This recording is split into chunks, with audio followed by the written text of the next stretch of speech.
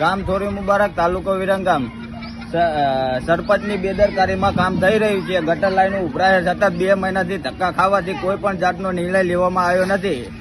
TDO સાહેબ જોડે પણ જઈને આવ્યા. હવે આગલી કાર્યવાહી હાર્દિક પટેલને કરવાની છે. એટલે નમ્ર વિનંતી હાર્દિકભાઈને કે આનો જલ્દીથી જલ્દી ગટર લાઈનનો નિકાલ આવે